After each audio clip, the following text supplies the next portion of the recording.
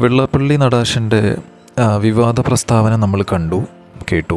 അതുപോലെ PC George, Sasikala തുടങ്ങി അങ്ങനെ ആളുകൾ പറയാറുണ്ട്, നമ്മൾ കേൾക്കാറുള്ളതാണ്, കാണാറുള്ളതാണ്.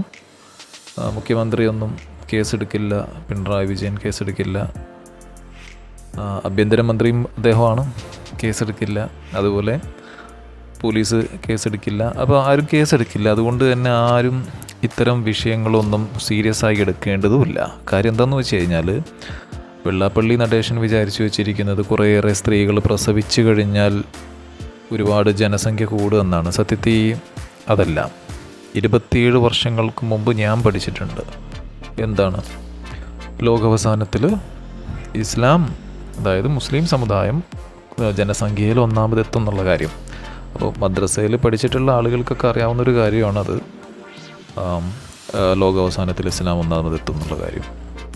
അപ്പോൾ വെള്ളാപ്പള്ളി നടേശനാവട്ടെ, PC ജോർജ് ആവട്ടെ, ഇനിയിപ്പം ശശികല ആവട്ടെ, ആരും ആവട്ടെ, BJP RSSകാരായിട്ടുള്ള ആളുകളും ആവട്ടെ, ഇവരും ഹൈന്ദവ സമുദായവും അല്ലെങ്കിൽ ഹിന്ദു വിശ്വാസവും തമ്മിൽ യാതൊരു ബന്ധവുമില്ല എന്നുള്ളതാണ് അതിൻ്റെ ഒരു വസ്തുത.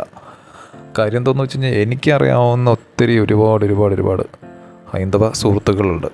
അപ്പം ഇവരുടെ ഒന്നും ആറ്റിറ്റ്യൂഡും അവരുടെ ഒന്നും ആശയങ്ങളെ അല്ല ഇവരുടേത്. ഇവരെ സംബന്ധിച്ചിടത്തോളം ഇപ്പോൾ പിണറായി വിജയൻ ഇപ്പോൾ വെള്ളാപ്പള്ളി നടേശനാണെങ്കിൽ പോലും പുള്ളിക്കാരൻ്റെ നിലപാടെന്ന് പറയുന്നത് PC ജോർജിൻ്റെ അതേ നയം തന്നെയാണ്. എന്താണെന്ന് വെച്ചാൽ BJPയുടെ സപ്പോർട്ട് വേണം. കാര്യം കേന്ദ്രം ഭരിക്കുന്നത് BJP ആണ്.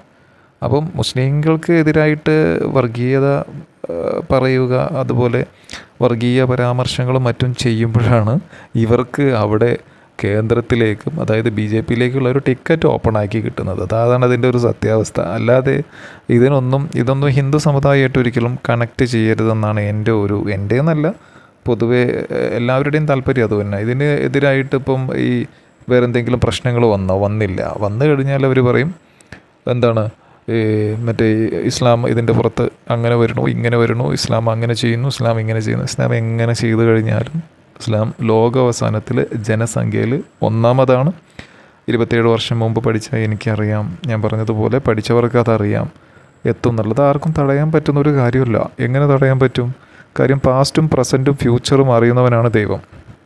ഖുർആനിൽ വ്യക്തമാക്കി പറഞ്ഞിരിക്കുന്നു. നസറിലാണ് പറഞ്ഞിരിക്കുന്നത്. ഖുർആനിലെ 110-ാമത്തെ അധ്യായമാണ്, അതിലെ 2-ാമത്തെ വാക്യമാണ്, അതായത് വേഴ്സ് നമ്പർ 2. അതിൽ പറയുന്നു,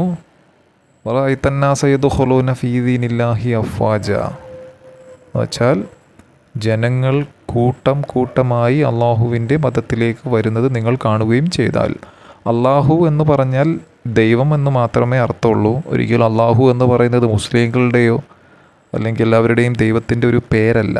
അള്ളാഹ് എന്ന് പറഞ്ഞു കഴിഞ്ഞാൽ ദൈവം എന്ന മലയാളം വാക്കിൻ്റെ അറബിക് മീനിങ് മാത്രമാണ്. അപ്പം പറയാനുള്ളത്, വെള്ളാപ്പള്ളി നടേശനൊക്കെ പറഞ്ഞോട്ടെ, ആരും ഇതൊന്നും ഇത്ര ഒരു സീരിയസ് ഇഷ്യൂ ആക്കേണ്ടതുമില്ല. ഇതിൻ്റെ മേലിൽ ആരും വൈകാരികമായിട്ട് ഒന്നും ചെയ്യേണ്ടതായിട്ടും പറയേണ്ടതായിട്ടും വരുന്നില്ല. കാരണം ദൈവം സത്യമാണ്. സത്യം എന്താണ്?